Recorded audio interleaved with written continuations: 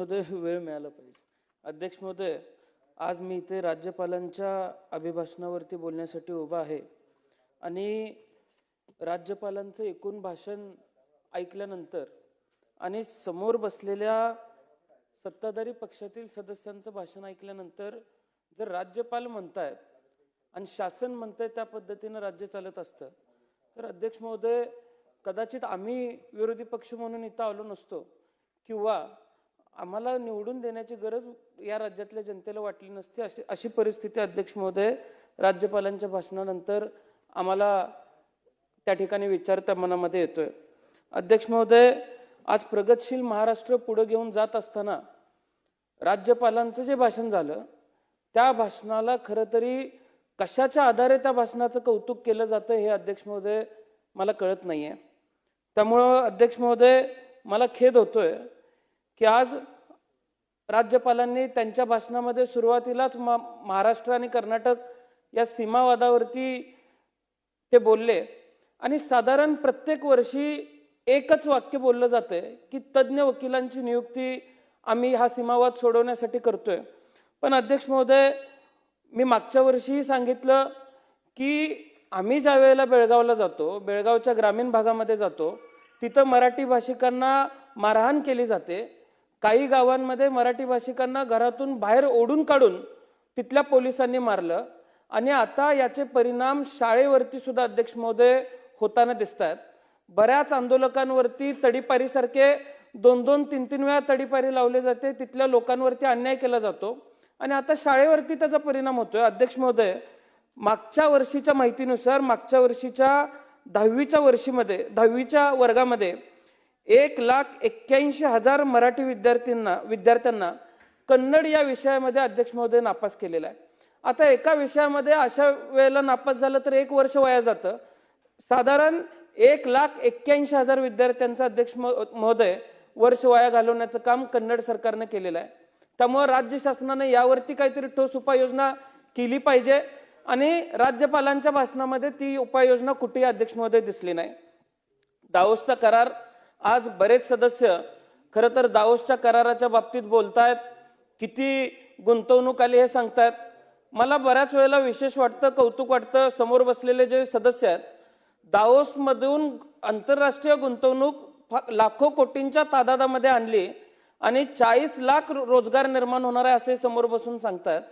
पण परत भाषण जसं पुढं पुढं नेत आहेत तसं मतदारसंघामध्ये आमच्या अशी परिस्थिती आहे, MIDC स्थापन आहे पण तिथं कंपन्या येत नाहीत असं सुद्धा सांगतायत.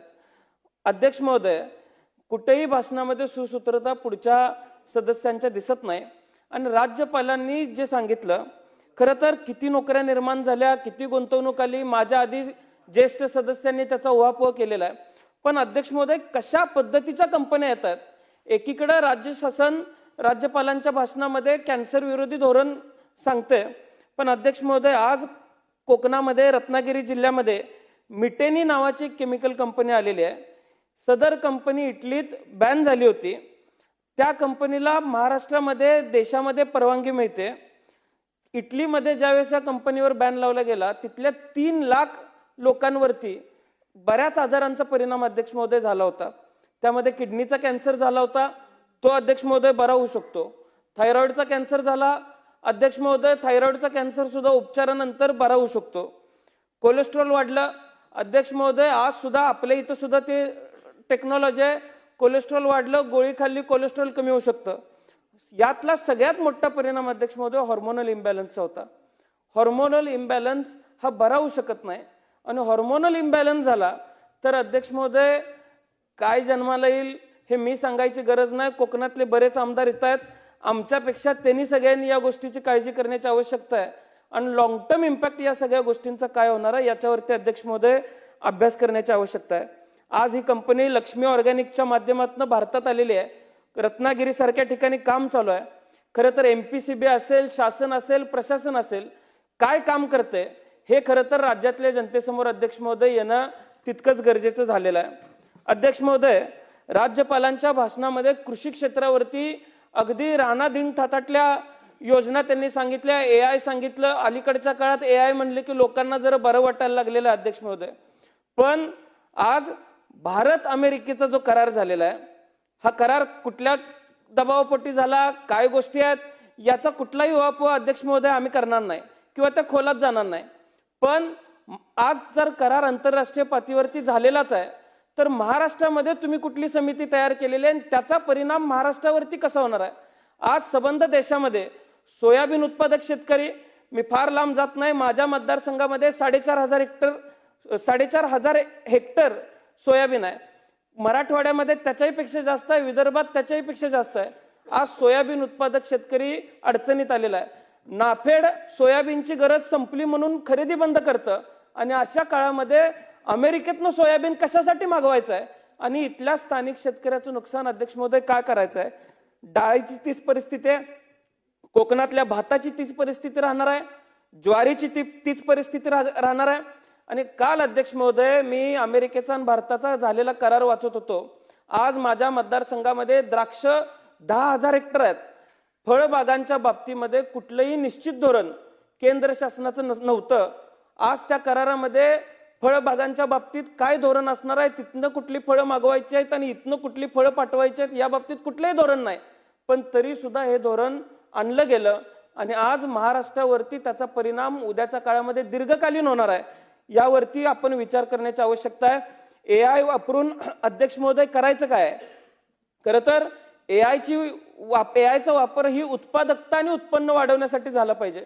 पण उत्पादकता कोणासाठी वाढवायची आणि अध्यक्ष महोदय उत्पन्न कोणासाठी वाढवायचं आहे, हा प्रश्न खरं तर निर्माण झालेला आहे. दूध डेऱ्या, इखंड डेअरी पोल्ट्रीला मोठ्या प्रमाणात फायदा होणार आहे म्हणून सांगितलं जाते. पण अध्यक्ष महोदय, महाराष्ट्रातल्या देशातल्या किती कंपनीज अमेरिकेमध्ये ज्या क्वालिटीचं खाल्लं जातं, दूध पिलं जातं, त्या किती नॉर्म्स त्यामध्ये अध्यक्ष महोदय बसतात आणि इथल्या किती कंपन्यांचं दूध उद्या अमेरिकेला पाठवलं जाऊ शकतं, याचा सुद्धा अध्यक्ष महोदय अभ्यास कुठेतरी केला पाहिजे.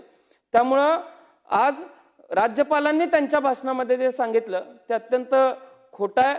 खरं तर रासायनिक खते, सूक्ष्म अन्नद्रव्ये, ट्रॅक्टर आणि या व्यतिरिक्त अध्यक्ष महोदय माझ्या मतदारसंघामध्ये बेदाणा मोठ्या प्रमाणात आहे. याच्यावरचा GST काढला पाहिजे हे आम्ही सातत्यानं सांगण्याचा शासनाला प्रयत्न करतोय. मागच्या वेळेस GST स्लॅबमध्ये बदल झाले, पण त्यामध्ये कुठेही आमच्या बेदाण्याचा उल्लेख अध्यक्ष महोदय केला नाही. मी माझ्या मतदारसंघाच्या वतीने आणि या राज्यामध्ये द्राक्ष उत्पादक आणि बेदाणा उत्पादक शेतकरी ज्या ज्या जिल्ह्यांमध्ये आहे त्या सर्वांच्या वतीनं राज्य शासनाचा जाहीर निषेध करतो की त्यांनी केंद्र शासनासमोर म्हणणं मांडत असताना आमच्या बेदाणा उत्पादक, आमच्या द्राक्ष उत्पादक शेतकऱ्यांचं म्हणणं मांडलं नाही. आणि आज अवैध बेदाणा, खरं तर मगाशी राणे साहेब बोलत होते, काजू बाहेरनं कसा येतोय हे त्यांनी सांगितलं आणि त्यामुळं जो लोकल काजू उत्पादक आहे त्याचं नुकसान कसं होतं हे त्यांनी सांगितलं. बेदाण्याच्या बाबतीत सुद्धा अध्यक्ष महोदय, अफगाणिस्तानवरनं नेपाळ आणि नेपाळ मार्गे भारतात आज फार मोठ्या प्रमाणात बेदाणा अध्यक्ष महोदय येतोय. माझी तासगावची मार्केट कमिटी ही एशियातली सगळ्यात मोठी मार्केट कमिटी बेदाण्यासाठीची आहे. आमचा टर्नओव्हर 1,000 कोटीपेक्षा जास्त टर्नओव्हर एकूण त्या इकोसिस्टम मध्ये होतोय. आणि ज्यावेळेस हा तुच्छ दर्जाचा बेदाणा आमच्या मार्केटमध्ये येतो त्यामुळे वेगवेगळे आजार होऊ शकतात. आज हा बेदाणा थांबवण्यासाठी राज्य शासनाची सुद्धा आणि केंद्र शासनाची सुद्धा कुठल्याही पद्धतीचं ठोस धोरण अध्यक्ष महोदय नाही, याचा खेद सुद्धा मला होतोय. त्यामुळं अध्यक्ष महोदय, जे मत राज्यपालांनी कृषी क्षेत्राच्या बाबतीमध्ये मांडलं, बरीच फळ पिकं आहेत जी भविष्य काळात वाचवायला लागणार आहेत. डाळिंबाचं महामंडळ आहे, आज काजूचं महामंडळ आहे, तसंच येत्या काळामध्ये द्राक्षाचं महामंडळ स्थापन करावं ही विनंती सुद्धा अध्यक्ष महोदय मी करेन. मुख्यमंत्री पंचायत राज योजनेचा सन्मान आज राज्यपालांनी त्यांच्या भाषणामध्ये केला. खरं तर लोक चळवळ जी तयार व्हायला पाहिजे ती ग्रामविकास खात्याला या योजनेच्या माध्यमातून लोक चळवळ अध्यक्ष महोदय तयार करता आली नाही. सगळा दबाव ग्रामविकास अधिकाऱ्यांवर टाकायचा. तुम्ही सहज प्रत्येक जिल्हा परिषदेमध्ये जाऊ शकता. आज हजारो ग्रामविकास अधिकाऱ्यांनी आपले राजीनामे राज्य शासनासमोर ठेवलेले आहेत आणि आम्ही हे काम करू शकत नाही म्हणून अध्यक्ष महोदय सांगितलेलं आहे. ही खेदाची गोष्ट आहे अध्यक्ष महोदय. त्यामुळे आपण या गोष्टीवरती विचार करायला पाहिजे की एखादी योजना आणली तर त्या योजनेला निधीची तरतूद सुद्धा मोठ्या प्रमाणात करावी लागते, तर गावं चांगली काम करू शकतात. वसुंधरा योजनेमध्ये अध्यक्ष महोदय, मला तुम्हाला सांगायला अभिमान वाटेल की गेल्या 1 वर्षामध्ये आमच्या पंचायत समितीने दोन्ही इतकं चांगलं काम केलं की आज महाराष्ट्रामध्ये ज्या टॉपच्या 3 पंचायत समिती आलेल्या आहेत त्यातली पहिली पंचायत समिती तासगावची आली आणि तिसरी पंचायत समिती कवठेमंकाळ तालुक्याची आली. प्रशासनाला घेऊन आम्ही काम करायचा प्रयत्न करतोय. चांगल्या योजना लोकांपर्यंत पोहोचवण्याचा प्रयत्न करतोय, पण अध्यक्ष महोदय काम करायला निधीच नाही। आज राज्यामध्ये काम करायला पैसे नाहीत म्हणून किंवा बिल निघेनात म्हणून कॉन्ट्रॅक्टर आत्महत्या करतायत आणि अशा काळामध्ये कुठल्या तरी मोठ्या योजना घेऊन यायचं, काहीतरी मोठ्या घोषणा करायच्या आणि लोकांची दिशाभूल करण्याचं काम अध्यक्ष महोदय आज शासन करायला लागले। शाळा बंद होत आहेत, शिक्षकांचं तर अवस्था इतकी वाईट झालेली आहे। खरं तर काही विधानसभेचे सदस्य शिक्षकांच्या विरोधाची भूमिका कायम मांडतात, पण अध्यक्ष महोदय आज जनगणना चालू होणार आहे। काल शिक्षकांची नियुक्ती त्यासाठी करण्यात आलेली आहे। मागच्या काळामध्ये ज्यावेळेस पाळीव कुत्र्यांच्या बाबतीत धोरण आणलं गेलं त्यावेळेस कुत्री मोजायचं काम सुद्धा शिक्षकांना अध्यक्ष महोदय दिलं गेलं। आज वर्गात पोरं शिकवायची का अशी कामं शिक्षकांनी करायची, याच्यावरती कुठेतरी अध्यक्ष महोदय भविष्यातली पिढी जर चांगल्या पद्धतीने घडवायची असेल तर त्याच्यावरती अध्यक्ष महोदय कुठेतरी विचार करण्याची आवश्यकता आहे। आज अध्यक्ष महोदय 2 मिनिटं की आज मोठ्या समृद्धी सारख्या योजना आणल्या जात आहेत, शक्तीपीठ महामार्ग केला जाणार आहे, शेतकऱ्यांचा त्याला विरोध आहे। काही वेळेला वेगवेगळ्या पद्धतीने दिशाभूल केली जाते, गैरसमज केला जातो, संभ्रम निर्माण केला जातो आणि आमच्या भागातल्या शेतकऱ्यांच्या या शक्तीपीठला विरोध आहे। पण अध्यक्ष महोदय महामार्ग होत राहतील, महामार्गाचा विषय वेगळा आहे। आज राज्यातल्या ग्रामीण भागातल्या रस्त्यांची सुद्धा अडचणीची परिस्थिती आहे। राज्य शासनानं खरं चित्र आज राज्यासमोर आणणं गरजेचं आहे। राज्य शासनाला बिलं भागवायला पैसे नाही आहेत, तिथं राज्य शासन कशा पद्धतीनं ग्रामीण भागातल्या लोकांचे रस्ते पूर्ण करणार आहे। लोकांनी योजनांमुळे आज मोठ्या प्रमाणात राज्यामध्ये अर्थसंकल्पाची अर्थ विभागाची अडचण झालेली आहे आणि कधी ना कधी हे खरं चित्र राज्यासमोर अध्यक्ष महोदय येणार आहे। मी आणखी एक मागणी अध्यक्ष महोदय करेन, राज्यपालांच्या भाषणामध्ये प्रमुख देवस्थानं विकास करण्यासंदर्भात त्यांनी भाषणामध्ये सांगितलं। आज बऱ्याच ठिकाणी, आज मी ज्योतिबाला गेलो होतो, ज्योतिबा आमचं कुलदैवत आहे, तिथं मोठ्या प्रमाणात आराखडा मंजूर करण्यासाठी पैसे मंजूर केलेले आहेत, पण तिथल्या स्थानिक लोकांचा काही गोष्टींना विरोध आहे। पण तरी सुद्धा शासन मोठ्या प्रमाणात फौज तिथं पाठवतं, काम करून घ्यायचा प्रयत्न करतं। एखाद्या देवस्थानाचा आपण विकास करत असताना तिथल्या इतिहासाचा काहीतरी आपण समज घेतली पाहिजे, तिथल्या इतिहासातून काहीतरी शिकलं पाहिजे आणि ऐतिहासिक शिल्प टिकवण्याचं काम सुद्धा राज्य शासनानं करावं।